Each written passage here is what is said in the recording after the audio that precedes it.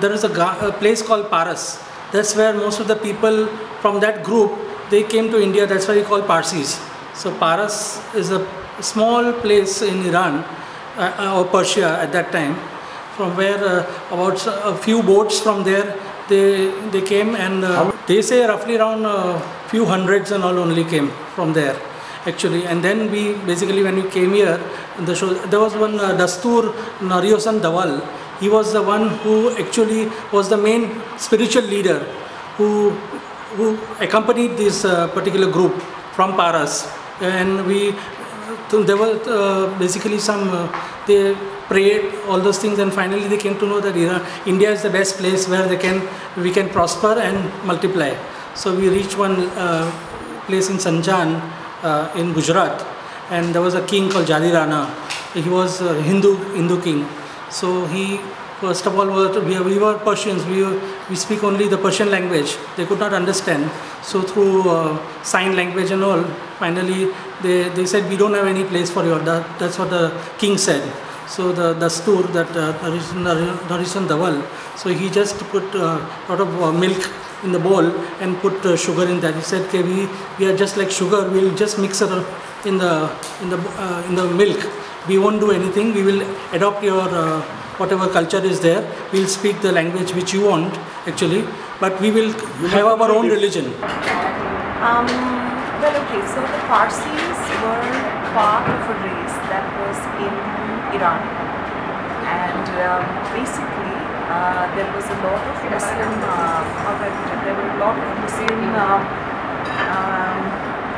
Muslim invaders who started invading Iran, and they sort of forced the Parsis to convert to being a Muslim.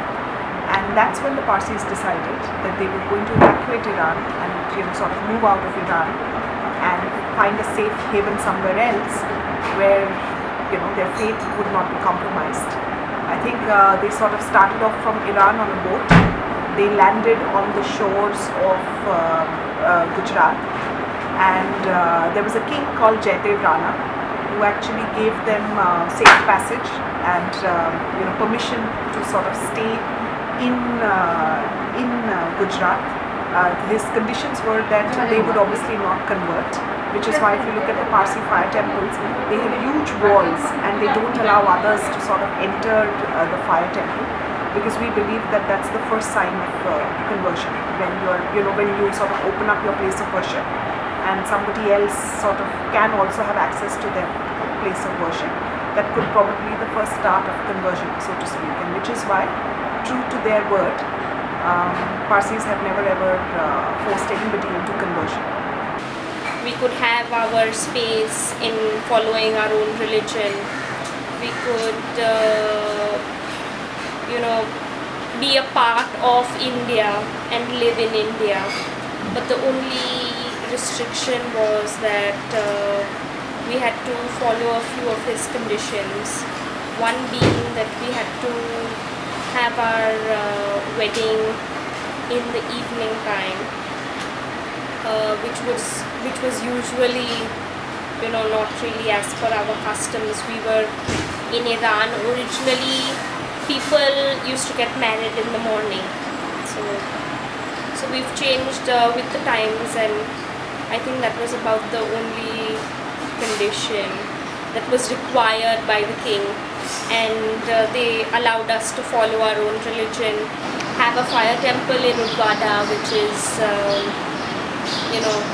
which only Parsis are allowed to use. The reason being is that basically you have to know the prayers before you enter into the fire temple, and obviously a non-Parsi would not know the prayers.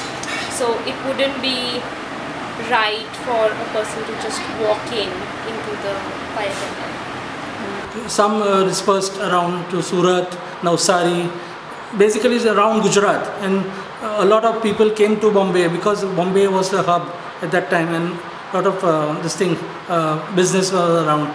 So finally we got our big chunk came here to settle in Bombay basically. And then there were a lot of people who have migrated to Canada and all those places and all. But the people at that time, when the Muslims, Arabs and all took over Persia, there were some groups who went to Germany, some to Uzbekistan. All those people, they were all dispersed around, and their religion has been as good as nothing basically, because they got mingled with all those people over there. Very few fire temples are still existing in these places, in Uzbekistan, Turkmenistan and all those places. But no such religion as such, just how we preserve it over here. Basically, we are the true Parsis who have preserved our religion.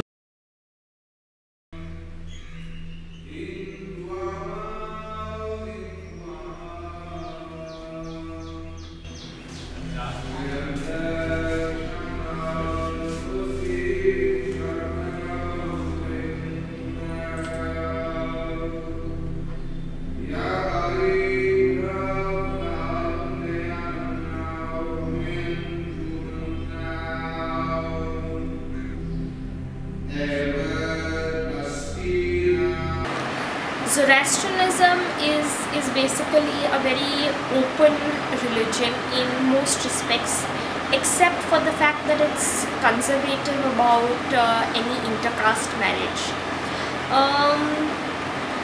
Our Agyari, the fire temple, is very, very pious, and we believe that we offer sandalwood at the Agyari to, as Offered. yeah, as offerings.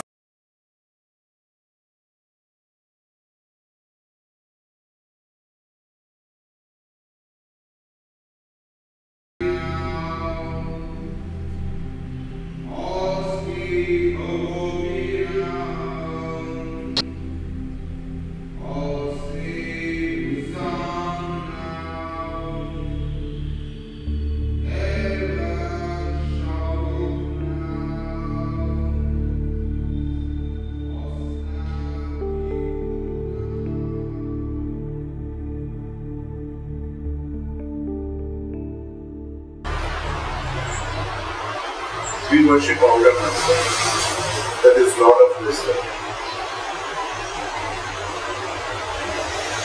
The philosophy is very simple of good thoughts, good words and good deeds, brought to us by our Prophet Zoroaster, came to Iran some 5,000 years before Christ. So Zoroastrianism was the first monarchist religion founded in this world. The philosophy of good thoughts, words and deeds is not just to do it, but if you have a deep meaning into it, you will find yourself that if you think good, your words will be good, your thoughts and words are good, your deeds will are good. And we have to try and achieve wisdom. We don't believe in fast, we don't believe in sacrifices, we don't believe in leaving the family and go on a mox. We believe that we have to stay in this world, be with the family, do good things, attain the wisdom, and then go to Lord of the Rings. All that? The pharaoh has got the wings, which is again divided into the wings are in three portions. There are good thoughts, words and deeds. There are the two side things where you can see one is the spenta menu and one is the angra menu. This one is for the good thoughts, good things, and a good name. The other is for the bad ones, the bad spirit, which you have to choose. The ring shows in the hand, it shows that the life is a circle where one has to go through all the things and try and achieve the wisdom. And you can see the ways you make you rise above all the things. Navjot is the ceremony wherein a child is initiated into Zoroastrianism. He or she, both boy and girl, before they attain puberty, which may range between 7 to 9 years, It may be even 6.5, wherein the child can initiate himself into the Zoroastrian fold. So they take, they go ahead with the ceremony, and it is like a wedding. It's a very big ceremony for a Parsi to become a Zoroastrian. After that, the child has to wear a sadre and a kusti, which is a white color vest, and the kasti is basically something that's made out of wool, and it's always handmade. So even the sadre is supposed to be handmade. At least the one that is worn on the Navjot day is handmade. So it's made out of the regular soft malmal is what we call it. So the Navjot is a way of initiating a child into the Zoroastrian faith, and essentially, therefore, the Navjot is a very important thing in the life stage of a Parsi. It's actually your first steps towards becoming a Parsi. It's when you actually get to becoming a Zoroastrian. That's correct. And it's when you get to wear the sadre and the kasti. After the sadre and the kasti is worn on the day of the Navjot, every day you must wear, or you must re-wear your kasti every day. It's almost like a ritual that you follow every day, and essentially pledge that you will do good deeds and keep your sadre as pure as possible. So that's the whole idea of actually initiating yourself into the Zoroastrian faith. This is our sadre, and what we wear after Navjot ceremony, that is Jana Yukwan. We wear this. We pray for 5 times, just like Hindus, that time morning and that time Christians. The prayers are divided into 5 times, 24 hours. We divided into 5 sections. And accordingly we pray for that in our 5 times.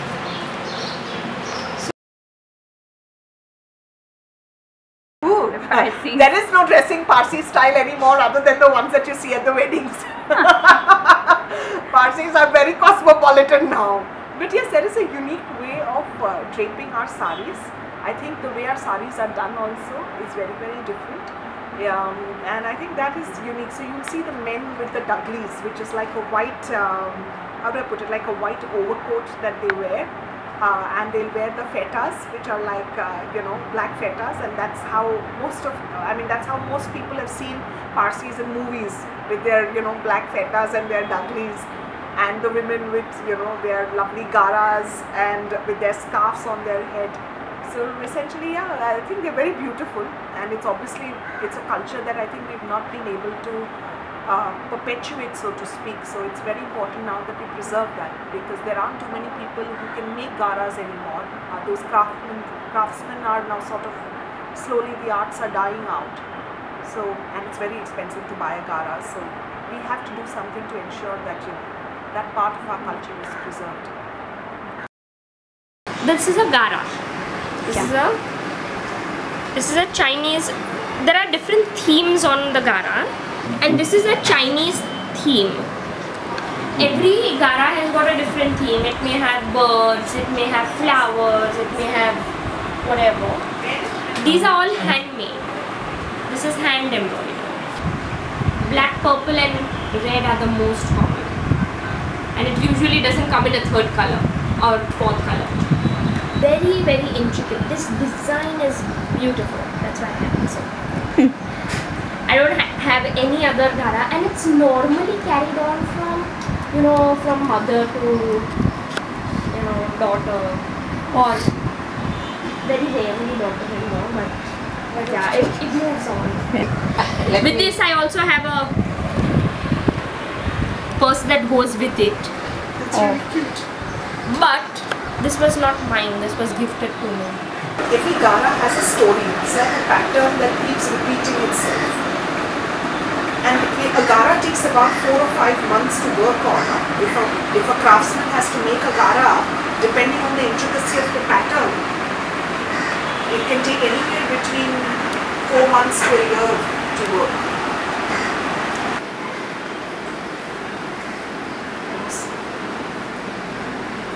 Sometimes you can't see the kapra ka, very less cloth you can see, less embroidery.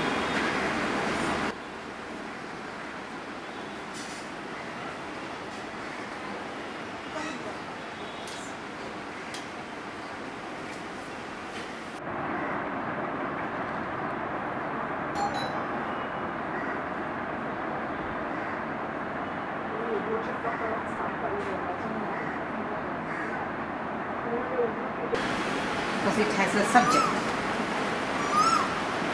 See, old township.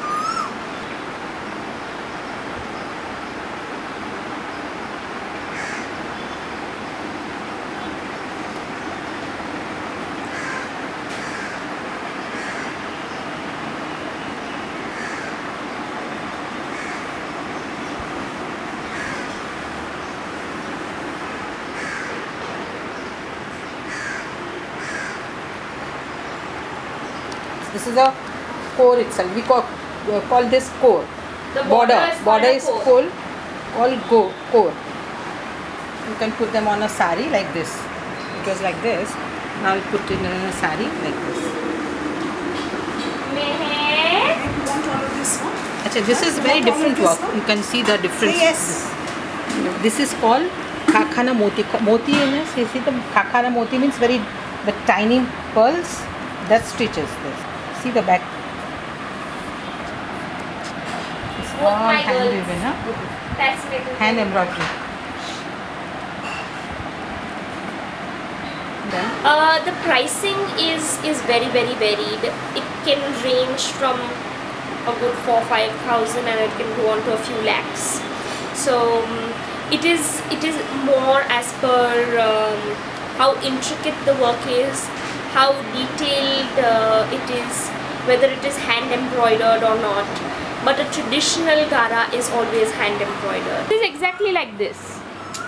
You see it in this form, and then it's placed onto, and it becomes like this.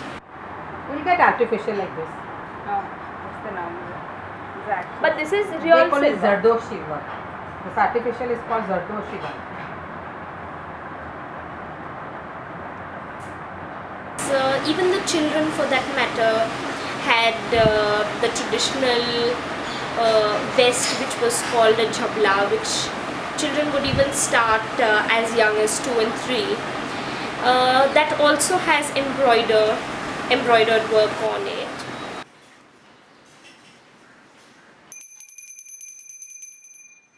So first, the pre-wedding ceremonies are obviously there. 4 days before the wedding is normally the engagement. The wedding can be fixed many months earlier or years earlier as well, but that's what you call Rupiya Pervano, which is like a roka, what people would say. And after the engagement, we have the drawing of a sapling, which is right outside our house. We take a pot and we plant a mango tree. Obviously that's the size of a sapling, and that's a sign of fertility for both the husband and the wife. Both of them do it individually in their houses or right outside their house, and that's called the Madavsaro ceremony. And after that is the wedding ceremony, which happens on the 4th day.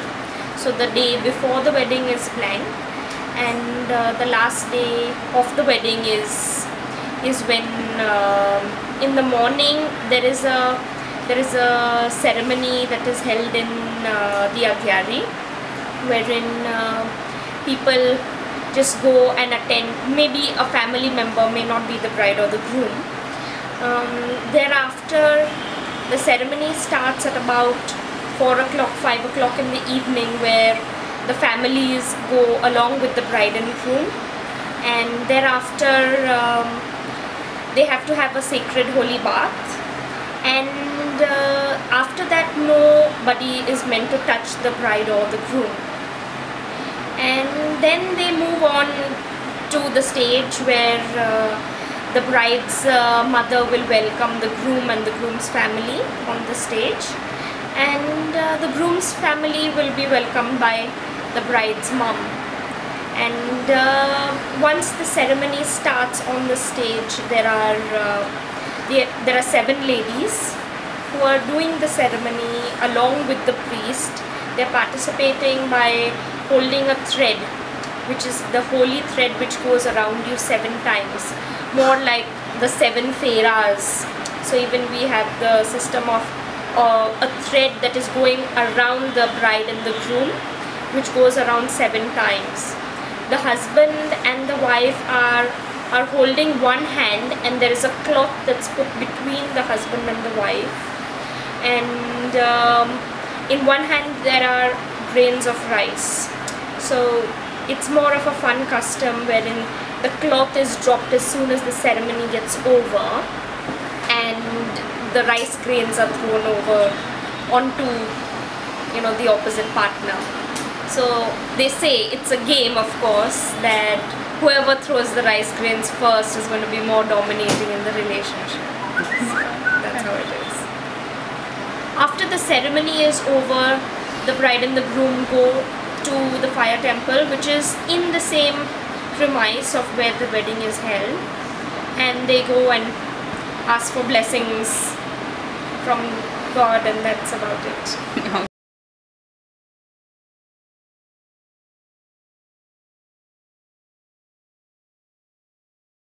The yummiest food ever. So it's like any other culture has its signature dishes. Parsis have their signature dishes. There is the dhansa, there is the sali marghi or the sali boti as it's called. There is the patrani machi, which is my mother-in-law's favorite. There is the sasni machi. Then there is jandaluma marghi. Stuff that you go and eat at the weddings. Not too much. Lagannu custard, yes. Lagannu custard is a very, it's a sweet delicacy that we sort of eat. And there is of course the save and the rabo, which is very, Parsi.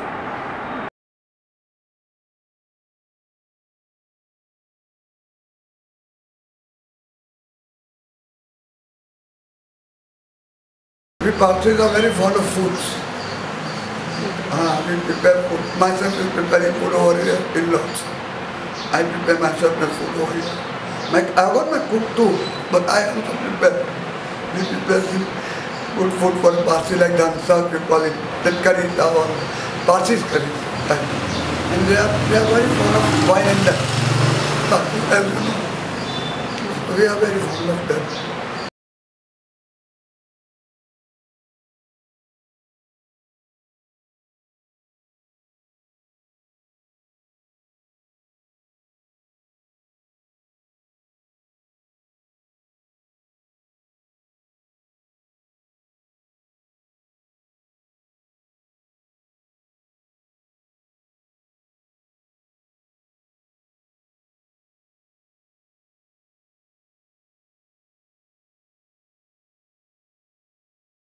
The Tower of Silence, what we call Dungarwadi, it is at a very peak locality. Kemp's Corner, Malabar Hill is what it would be called.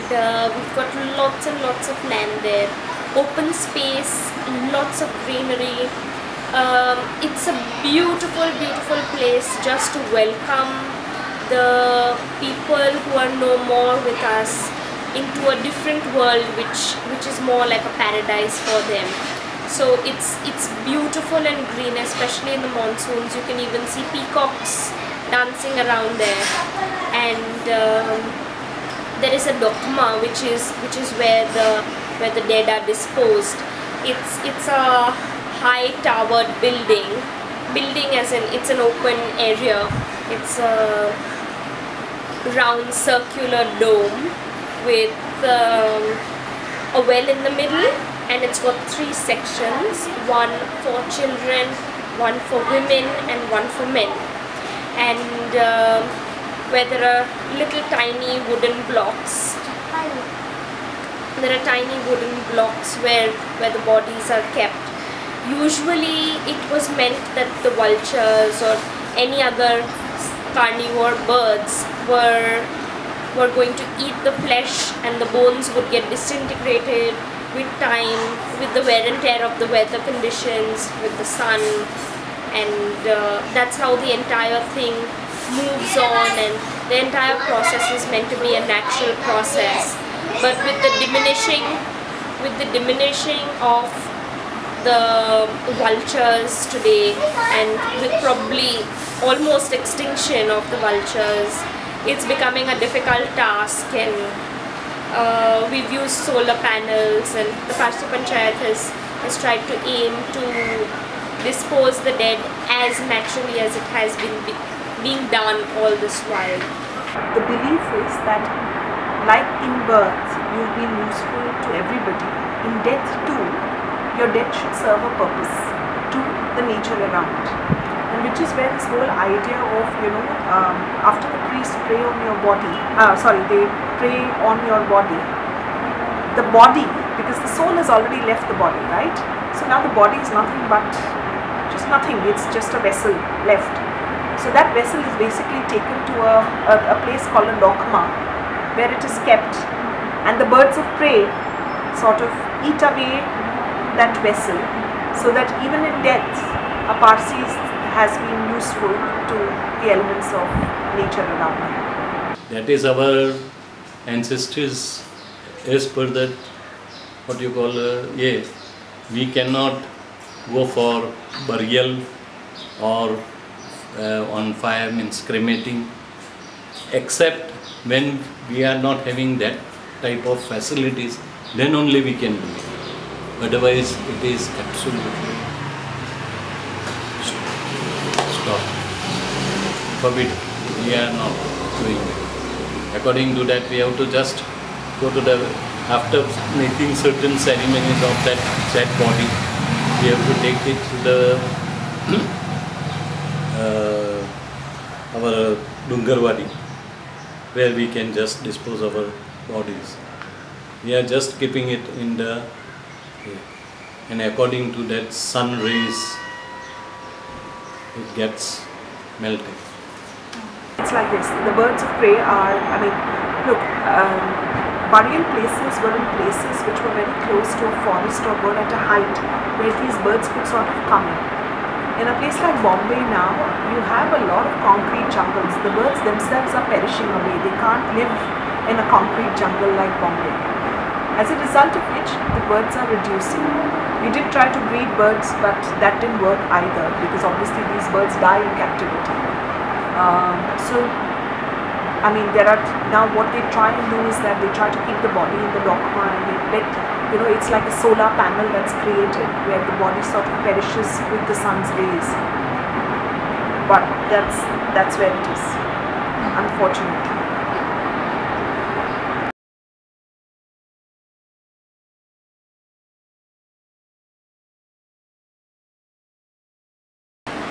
When you go to a Parsi Bagh, a colony, you would see people who are very, very possessive, especially men are extremely possessive about their cars. So even my father, for that matter, he will not allow even the valet fellow to park the car.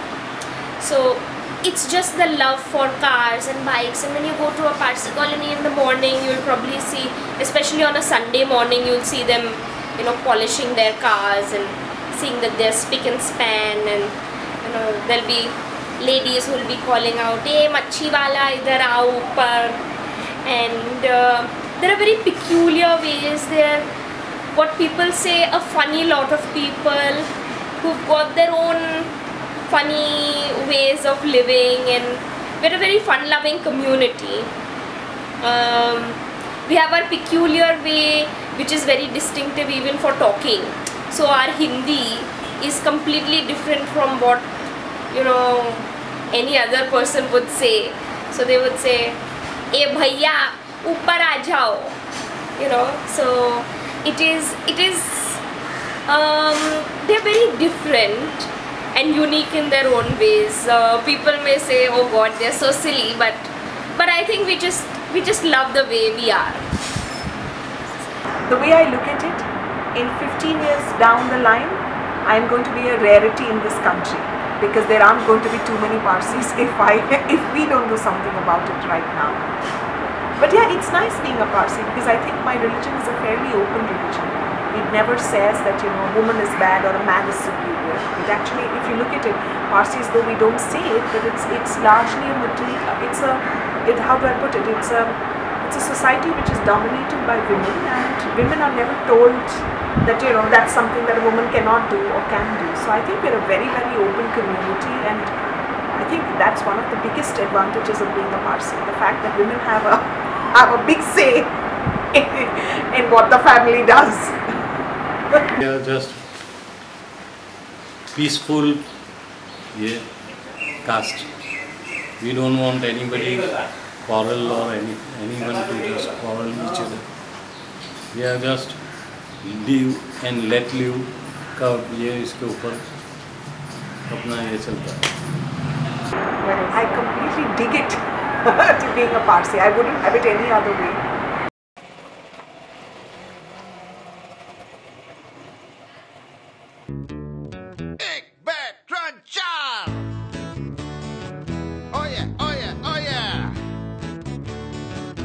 I'm a Maharashtrian Zoroastrian. I'm a Maharashtrian Zoroastrian, a Bawaji. We love food, we are foodies. We all love to eat, drink, and make merry. Have you tasted a dansa? A salivoti ne patrani machi. A chicken pacha came before KFC. We look after a gari, you know, motor car. We service it and clean it, they keep it shiny. We go to the Agyari, fire temple chaperone. Good thoughts, good words, good deeds is what we believe. We are the life of the party. A unique